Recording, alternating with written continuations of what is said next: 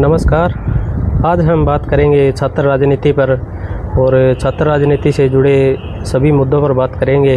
तो आज हमारे साथ है खास मेहमान सुखविंदर मंगाड़ी जी, जो डिस्ट्रिक्ट प्रेसिडेंट है ISO स्टूडेंट ऑर्गेनाइजेशन के। तो नमस्कार भाई साहब। आपको बहुत बहुत नमस्कार मंगराम जी, और आपके सभी दर्शकों को मेरा राम राम नमस्कार। तो आपको राजनीति में आने की प्रेरणा कहाँ से मिली और आपने INLD पार्टी को चुना, तो इसके पीछे कोई कारण? मैं तो मेरी खुद अकेले की बात न करके मैं पूरे हरियाणा के युवाओं की बात करूंगा। मैं चाहता हूं भी हरियाणा का हर युवा राजनीति के अंदर आए। अभी हाल ही के अंदर आपने ये चीज़ देखी होगी, अपने हिसार कोर्ट के अंदर चपड़ासी की भर्ती निकली थी, उसके अंदर 2 लाख बच्चों ने फार्म भर दिए। और उसके विपरीत आप देखते हो, जब कोई पंचायत के, कोई नगर निगम के, कोई विधानसभा लोकसभा के अगर फॉर्म निकलते हैं, चुनाव का समय आता है, तो वही युवा लूटने और ठगने का काम करते हैं। बड़े बड़े राजनेता उनको बड़े बड़े वादे करके उनको लूटते हैं, उनको ठगते हैं। मैं तो सभी युवाओं से आग्रह करूंगा कि आप राजनीति के अंदर भागीदारी लो, ताकि जो करप्ट लोग हैं, जो अनपढ़ लोग हैं, वो बड़े पदों पर बैठ करके हमारा शोषण ना कर सकें। और जो युवा सजग है, आम घरों के जो युवा है, उनको राजनीति के अंदर आना चाहिए। अब मैं ये मानता हूँ कि ये नुकीला रास्ता है। कई लोग हमें यूँ भी बोलते हैं भी राजनीति कीचड़ है। अगर राजनीति कीचड़ है तो युवाओं का फर्ज बनता है कि उस कीचड़ के अंदर उतर के और उस कीचड़ को साफ करें, राजनीति को साफ सुथरी बनाएं। और INLD के अंदर आने का मेरा मकसद उनकी विचारधारा से प्रभावित मैं हुआ। कोई भी अगर पार्टी आप ज्वाइन करते हो तो वो पार्टी आप ज्वाइन ना करें, आप उसकी विचारधारा को ज्वाइन करें। बिल्कुल। चौधरी देवलाल की आप विचारधारा को देखिए। चौधरी देवलाल ने हमेशा आम घर के लोगों को आगे लाने का काम किया। अगर कोई आखिरी पंक्ति के अंदर कोई व्यक्ति बैठा है तो उसकी सुनवाई करी। कोई शोषित है, कोई कमेरा है, किसान है, बेरोजगार है, युवा है, दलित है, महिलाएं हैं, सबके हितों में उन्होंने काम किया, हरियाणा बढ़ाने का काम किया। और पूरे देश के अंदर उन्होंने सैकड़ों ऐसे नेता दिए जिन्होंने राजनीतिक रूप में पूरे देश के अंदर अपनी सेवाएं दी और प्रधानमंत्री के पद को उन्होंने ठोकर मारी। तग और त्याग की प्रेरणा हमें अपनी INLD से मिलती है। और चौधरी अभय सिंह चौटाला को आज हम देखते हैं तो एक ऐसा नेता है शेर, जो हरियाणा के अंदर सभी मुद्दों को मजबूती से उठाता है। और उनके कंपैरिजन में आप अगर किसी और नेता की बात करते हो तो मैं तो किसी कंपैरिजन में पहली बात तो उनके मानता ही नहीं। भूपेंद्र सिंह हुड्डा है, 37 विधायक आज, लेकिन विपक्ष का है। वो बात करेंगे वोट चोरी की, जहाँ पे उनकी सरकार बन जाती है वहाँ पे तो वोट चोरी का नाम नहीं लेते। और हरियाणा के अंदर उनकी सरकार नहीं है, यहाँ पे वोट चोरी लगाए रखते हैं। और बल्कि उनको बात करनी चाहिए किसानों की। मंडियों में किसानों के गेहूँ नहीं बिक रहे, वो किसान वहाँ पे कोई 2 नंबर का काम करके थोड़ी ना आए हैं, कोई असला बेचने थोड़ी ना जा रहे हैं। उनको मंडियों के अंदर जब जाते हैं तो उनका अंगूठा लगवाते हैं, बायोमेट्रिक करते हैं, ट्रैक्टर की बोले नंबर प्लेट होनी चाहिए, ये होनी चाहिए, वो होनी चाहिए। उसके अंदर भी इनेलो आगे आई है। और इनेलो आगे आकर के पूरे हरियाणा के अंदर 22 के 22 जिलों के अंदर सभी मंडियों का दौरा चौधरी अभय सिंह चौटाला ने खुद किया है, चौधरी अर्जुन सिंह चौटाला ने किया है। और जाकर के किसानों की समस्याएं जो है, पोर्टल नहीं चल रहा, ये नहीं चल रहा, लंबी लाइनें ट्रैक्टरों की लगी रहती है मंडियों के गेट के ऊपर। आप देखोगे जाकर के सभी जिलों के अंदर किसान कष्ट निवारण केंद्र हमारी पार्टी ने खोले हैं। और जब जब किसानों पर बात आई, चाहे किसान आंदोलन की आप बात करो, 4206 विधायक पूरे देश के अंदर है, उनमें से सिर्फ एक इकलौता विधायक शेर हरियाणा चौधरी अभय सिंह चौटाला था। किसान मसीहा चौधरी अभय सिंह चौटाला जी थे, जिन्होंने अपने एक विधायक के पद को ठोकर मार करके किसानों के बीच में जाकर के बैठ गए, भाई आपके तीनों काले कानून जब तक वापस नहीं होते मैं यहाँ से नहीं उठूंगा। और बाकी राजनीति करने तो बहुत सारे लोग गए थे वहाँ पे, फोटो वीडियो खिंचा करके अपने घर आ जाते थे। चौधरी अर्जुन सिंह चौटाला की ताज़ा शादी हुई थी जब किसान आंदोलन चल रहा था, 1 महीना हुआ था और हाथों की मेहंदी नहीं उतरी थी। उस टाइम के अर्जुन सिंह चौटाला जी वहाँ पे बैठे थे और उनकी पत्नी डॉक्टर जस्मीन चौटाला जी वहाँ पे बैठी थी। और उन्होंने डॉक्टरी के रूप में अपनी सेवा किसानों को दी थी फ्री। और उन्होंने कैंप लगाए वहाँ पे, चाहे आप वाटर कूलर की बात करो, चाहे आप राशन की बात करो, चाहे आप सैकड़ों रुपए की डोनेशन की बात करो, चौधरी अभय सिंह चौटाला ने दिया। चाहे आप जाट आंदोलन की बात करो, जितने जाट आंदोलन के अंदर शहीद हुए थे हमारे भाई, उनके घर पे अगर कोई गया तो चौधरी अभय सिंह चौटाला जी गए। और किसान कमेरे के साथ कोई खड़ा रहे तो चौधरी अभय सिंह चौटाला जी हैं। तो बहुत सारी सैकड़ों बातें हैं, शाम मेरे को हो जाएगी, रात आपको हो जाएगी। इन्हें लोग तो विचारधारा जग जा रही है।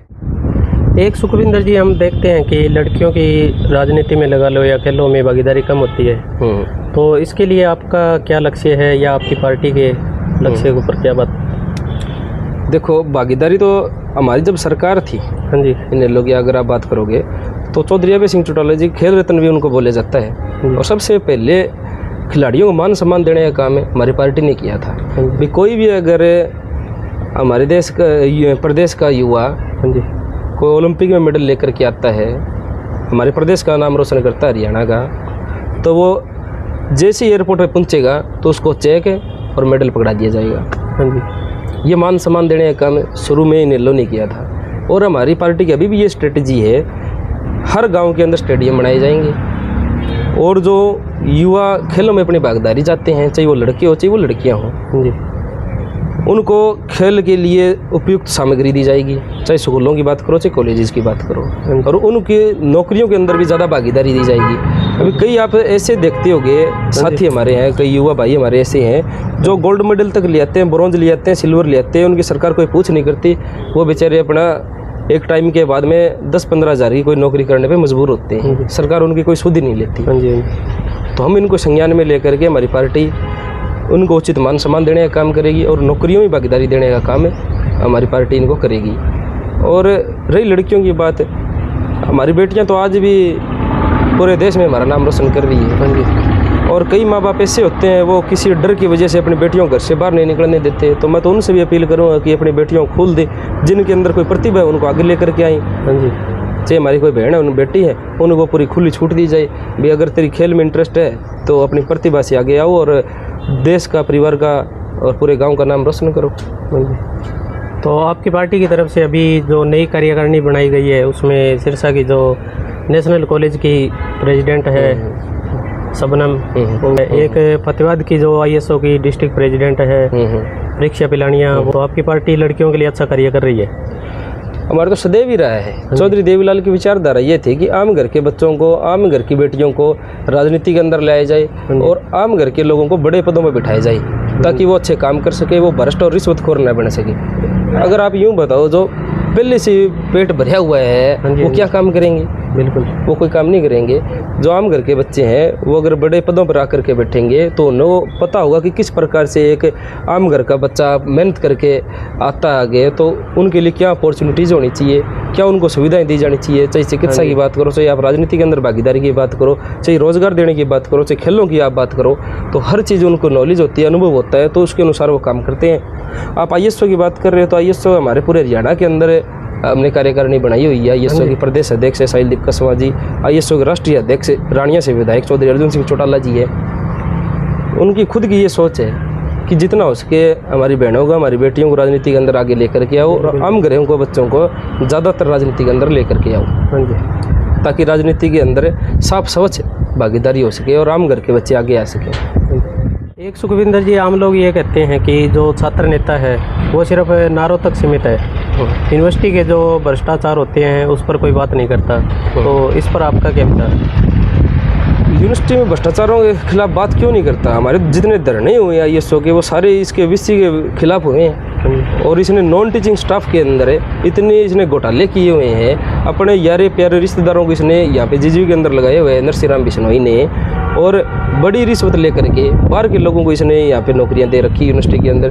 हमने तो लड़ाइयाँ हमेशा ही लड़ी है, चाहे प्रेस कॉन्फ्रेंस के माध्यम से लड़ी हो, चाहे यूनिवर्सिटी के अंदर जाके धरना दिया हो, चाहे हमारी जो प्रतिभाएं हैं, जो हमारे महापुरुष है अमृता देवी बिश्नोई का हमने पिछले दिनों मुद्दा उठाया था, उनकी मृत्यु को कम से कम 1.5 साल हो गया और उनका अनावरण नहीं किया जा रहा। एक मुख्यमंत्री की तारीख का इंतजार किया जा रहा है, कब मुख्यमंत्री समय देगा और कब इसका अनावरण कराऊंगा अपने पर्सनल फ़ायदे के लिए, ताकि मेरे को एक्सटेंशन मिल सके। उसकी 2 मई को रिटायरमेंट है अभी, खुद के फ़ायदे के लिए। हमारी चाहे वीरांगनाएं हैं, हमारे कोई महापुरुष है, उनकी लड़ाई भी हमने लड़ी है, और इसके भ्रष्ट VC के खिलाफ भी हमने तो हमेशा लड़ाई लड़ी है। चाहे वो फीस की बात हो, चाहे वो बच्चों के रिवोल्यूशन की बात हो, चाहे बच्चों को जानबूझ के फेल किया गया वो बातें हो, चाहे हॉस्टल की सुविधाएं की बातें हो, चाहे मूलभूत जो अपनी सुविधाएं हैं, पानी है, बिजली है, उनकी बात हो, चाहे ऐसी पंखों की बात हो, हमने तो हमेशा इसके खिलाफ लड़ाई लड़ी है। और विजिलेंस की इसके ऊपर कमेटी भी बैठेगी, अब बयान आया हुआ है इसका, और 4 यूनिवर्सिटी है इसके अंदर ये JJU भी इन्वॉल्व है, भी नॉन टीचिंग स्टाफ के अंदर इसने घोटाले किए हैं, उसके ऊपर विजिलेंस बैठेगी और इसके ऊपर कार्रवाई होएगी।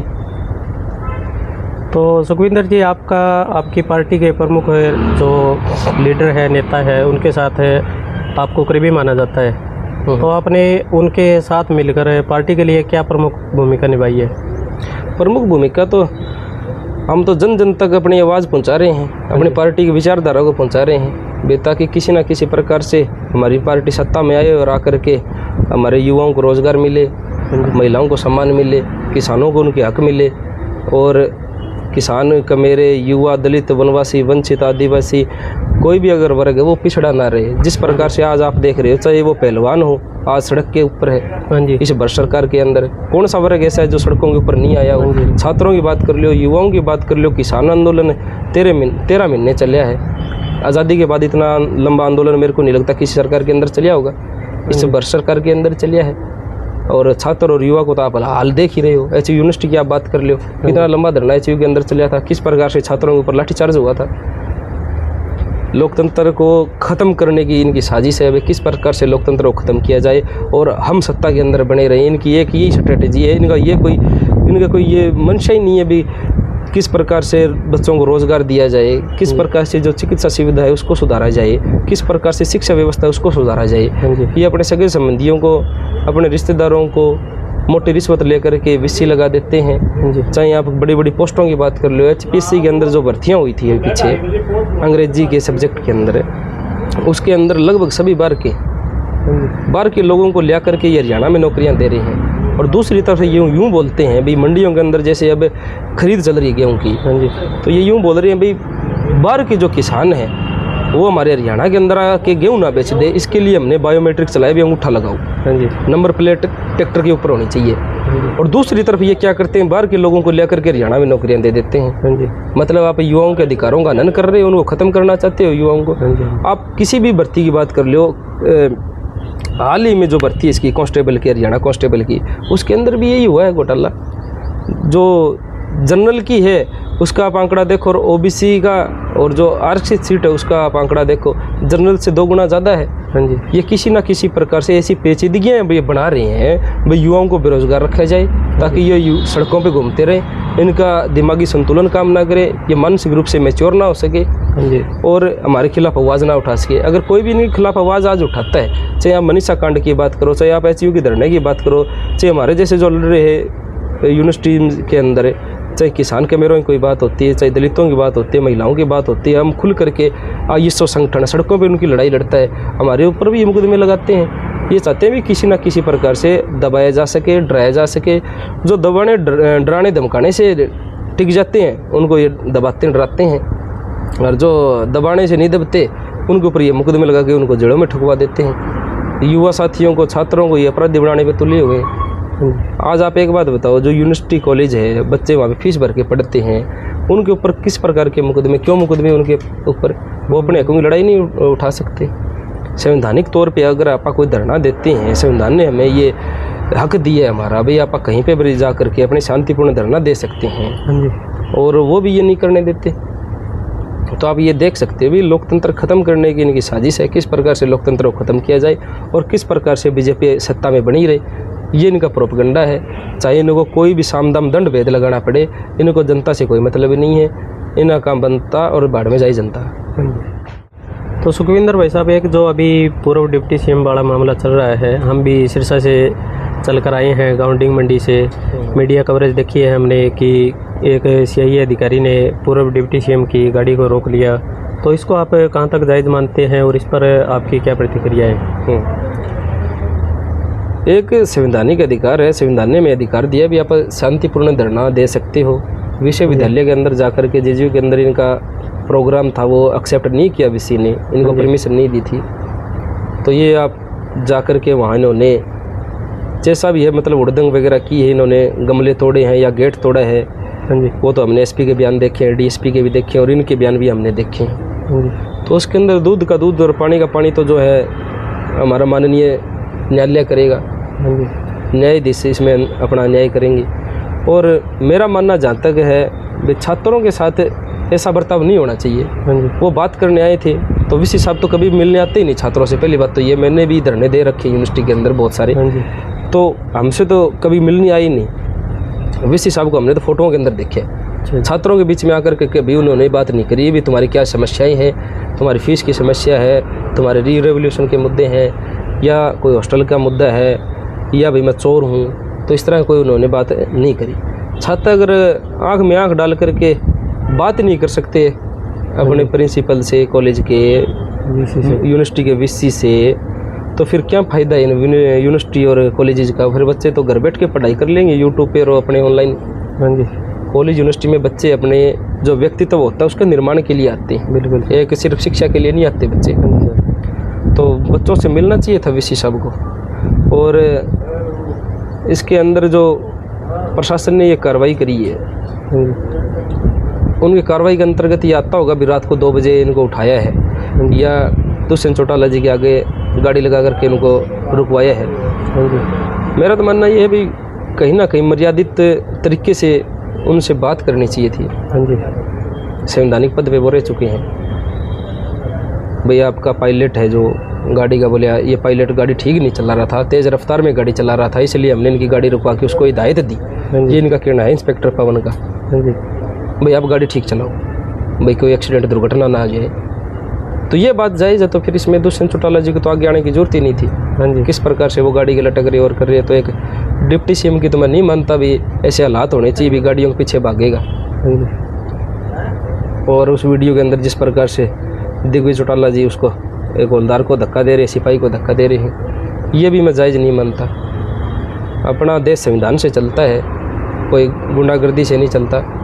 तो संविधान में इनको विश्वास रखना चाहिए था और जाकर के अपनी जो भी FIR इनको देनी थी भी हमारे साथ ये बदसलूकी हुई है, इसके ऊपर संज्ञान लो, चाहे वो प्रशासन के लोग हो चाहे कोई और लोग हो, भाई मेरे साथ बदसलूकी करी है, मेरी सुरक्षा के खतरा है, मेरे आगे गाड़ी लगाई है।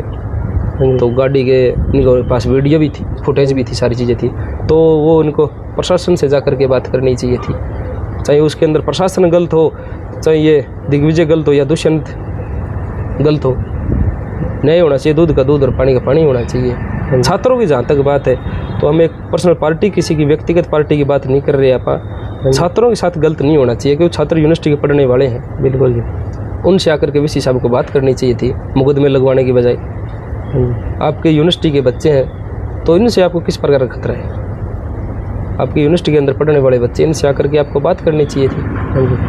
अगर वीसी बोलता भी मैं वहाँ नहीं था तो रजिस्ट्रार को आके बात करनी चाहिए थी।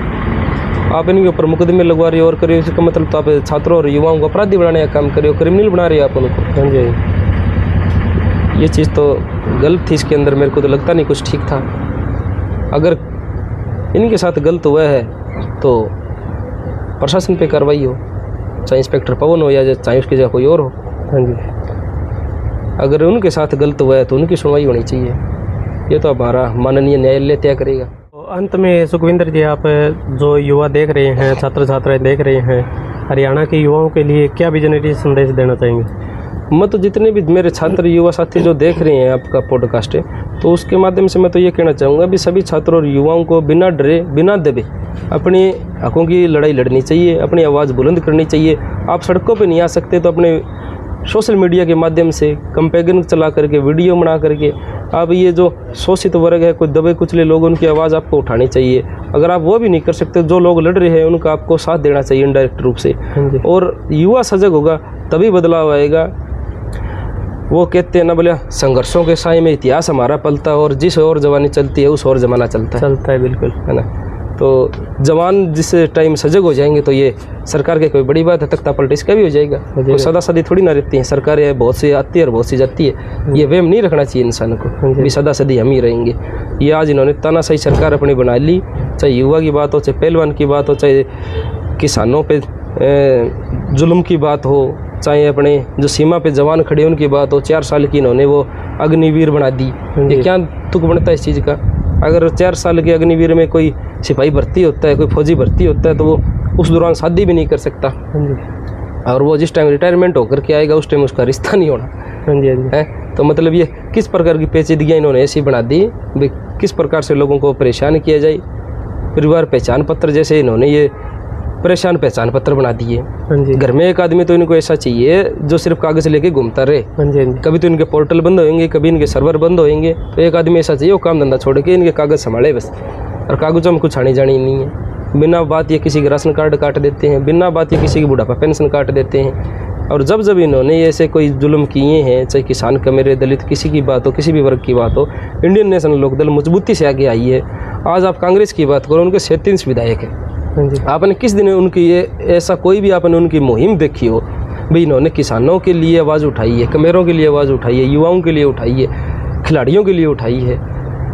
इनके आपको मुद्दे मिलेंगे, बोले वोट चोरी हो गया। जहाँ पे इनकी सरकार बन रही है वहाँ पे तो वोट चोरी होते नहीं, जहाँ पे इनकी सरकार ही नहीं बन रही वहाँ पे इनके वोट चोरी होते हैं, खुद में ये झांकते नहीं है।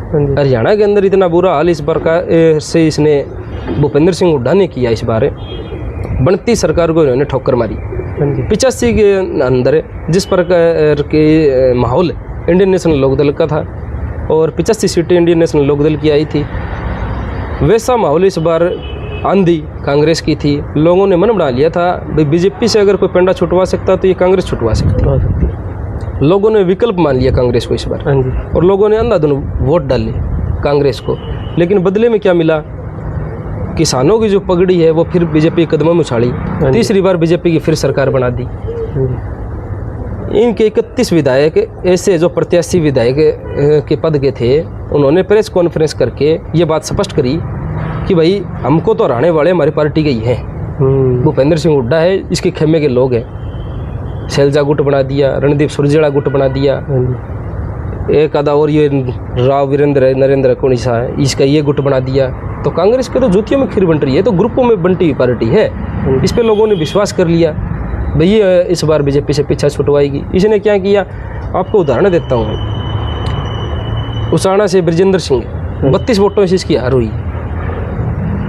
वहाँ पे 3 प्रत्याशी निर्दलीय ऐसे उतार दिए भूपेंद्र सिंह हुड्डा ने भाई ये जीत ना पाए। खुद ही कैंडिडेट को खुद ही हरा रही हैं। चित्रा सरवारा है उसकी टिकट काटी। अगर इन्हें अनिल विज को वहाँ से कोई हरा सकता था तो चित्रा सरवारा हरा सकती थी। निर्दलीय वो 30,000 वोट लेगी। बिल्कुल ये हालात इन्होंने पूरे हरियाणा के अंदर पैदा किए।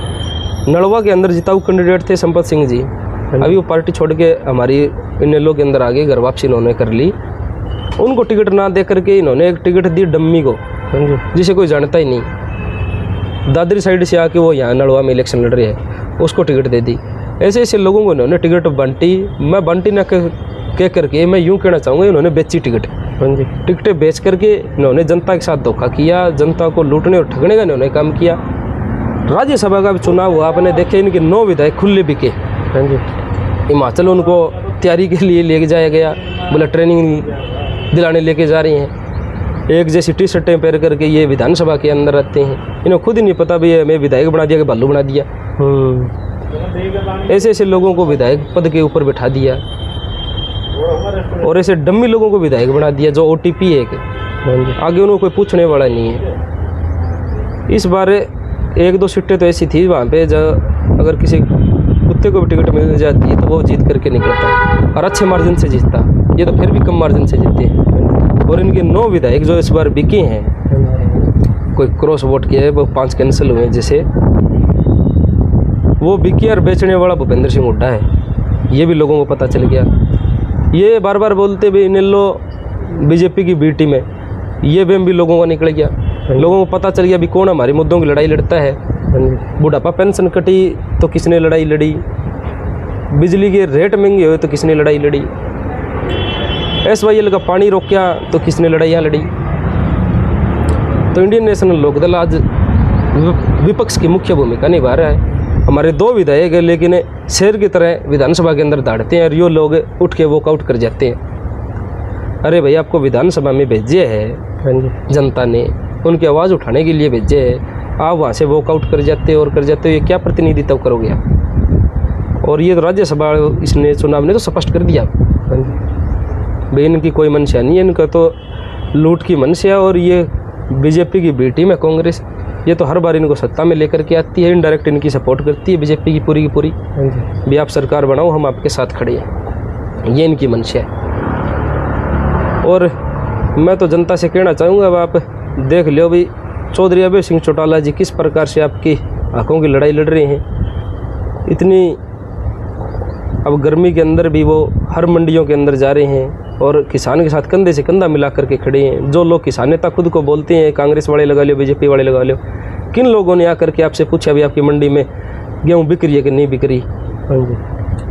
ट्रैक्टरों की लाइन लगी हुई है, किसान परेशान हो रहे हैं। भाई किसने आकर के पूछा भी किसानों के पानी की व्यवस्था है या नहीं है मंडियों के अंदर, कोई खाने पीने की व्यवस्था है कि नहीं है? चौधरी अभय सिंह चौटाला जी हर ज़िले की मंडियों के अंदर जा जाके, अनाज मंडियों के अंदर जा जाके वहाँ के सेक्रेटरी से, वहाँ के अधिकारियों से जाकर के बात करते हैं, उनसे मिलते हैं और उनको दिशा निर्देश देते हैं भाई किसानों को किसी प्रकार की समस्या ना हो, तो ये तो जग जाहिर हो गया।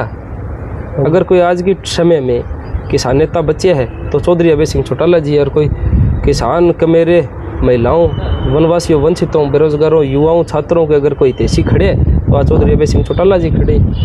और लोग तो ये हाइप लेने के लिए कभी कुछ कर देते हैं, कभी कुछ कर देते हैं। अगर कोई धरातल पे आज काम कर रहे तो इंडियन नेशनल लोकदल कर रही है।